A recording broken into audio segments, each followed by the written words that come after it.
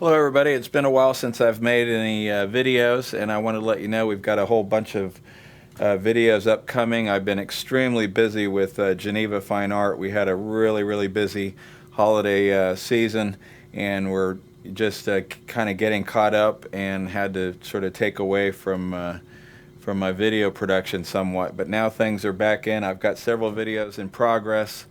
The one of Emily painting the doors in Haiti that some of you have seen. Here's a picture of finished painting. I've got a video about that. And I've also got a whole bunch of other videos that are some of which are in the works. And I'm just going to post this screenshot here, and you can hit pause and read about all the upcoming videos because there's too many to go through. So this video is a video actually that I filmed several years ago, and then I removed it from YouTube because it had a few things in it that weren't exactly accurate, and I wanted to change it, and so I've just modified it a little bit. I've added a graphic so that it's easier to understand what I'm talking about, but here is the video on how to photograph a painting properly. So I'm going to show you how to photograph your painting after it's finished and varnished. The simplest way to do it is to simply put your painting on your easel in your studio, and this is assuming that you have a studio that's got a dark behind you as you sit at your easel, like I explained in how to set up an artist studio. And that's important because we don't want any glare on the painting. Okay, so now that I'm in a good studio, it's dark back behind my camera. Always has to be dark behind your camera no matter how you photograph your painting. But so it's on the easel, and the only thing about working in a studio that's a problem is the top of your painting is going to get more light, assuming that your light is up above you. The top of your painting is going to get more light than the bottom, simply because it's closer to the light. And that's not as apparent when you're sitting here looking at it in person, but once you take your photograph and you bring it into Photoshop or look at it on your computer, it can be very obvious if your painting's big. This painting is small enough that I can photograph it in my studio without any trouble, but if I had a large painting, say taller than 25 or 30 inches, then it really starts to become a problem where you have way more light at the top than you do at the bottom. So if your painting's larger than, say, 20 inches tall, then I would do it the second way, which I'm going to show you, which is to take it outdoors and shoot it in direct sunlight. But let me go ahead and show you how to shoot it in a studio, and this is assuming that your painting is not too big. I've got it on my easel. I'm actually wearing a dark shirt so I don't put a bunch of glare into the painting. The next thing is I've got a camera that's a manual camera. It doesn't matter. It doesn't have to be a super expensive camera. It could even be a small little camera. This is a DSLR camera, which is more expensive. But the main thing is that you need to be able to set your camera manually. And what I mean is if your camera can only be set to automatic, then if your painting is dark, especially like this one, then it's going to always be overexposed. And so in order to set the exposure right and not to overexpose your painting, you've got to use a manual camera, no matter what you do. And that's the biggest problem with trying to use a cell phone.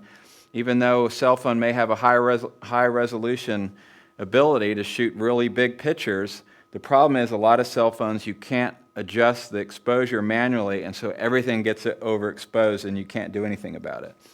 So I've got a manual camera. I've put it on my tripod, and I've gone up to my painting and measured right in the middle of the painting, and then come over to my tripod, and it should be at the same height.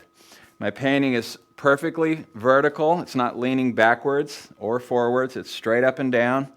And then so as long as I go put my hand right about in the middle, and if my lens is at the same height, which it is, then I know my painting is going to be square.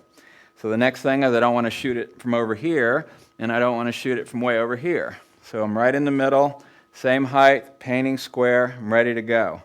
The next obvious thing is to not crop your painting, to shoot it just a little beyond the edges so that you're getting the entire painting. Don't crop in when you're taking your picture. So my camera's in position.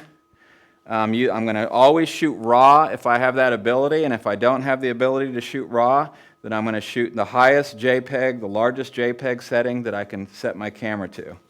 Okay, so once I've got it and it's set to raw, I'm ready to take pictures.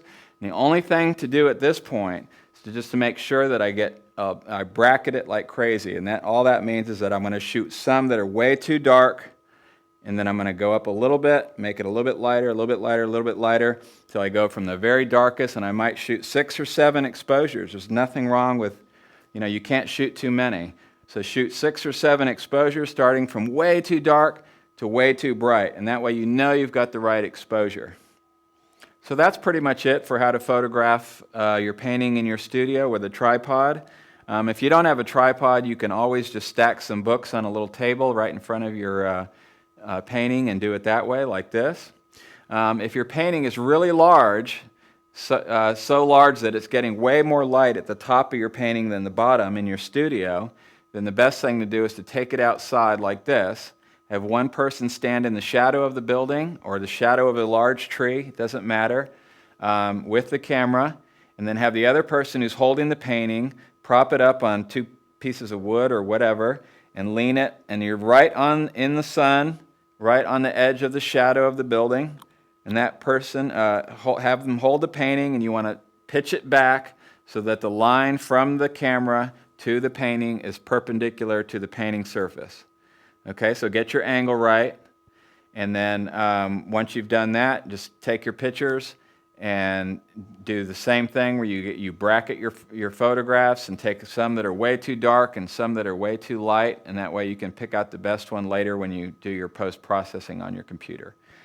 So here's an additional graphic that you can use. I would hit pause, take a screenshot or whatever, but take a look at this graphic and it will help you see exactly how you position yourself and how to get good light on your painting out in full sun.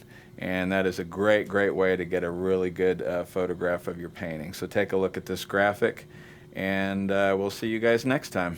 If you go to drawmixpaint.com, you can find links to all my free videos. If you go to genevafineart.com, you can find out all about the paint that I use to paint with, that I manufacture myself right here in Austin, Texas. And thank you so much for watching.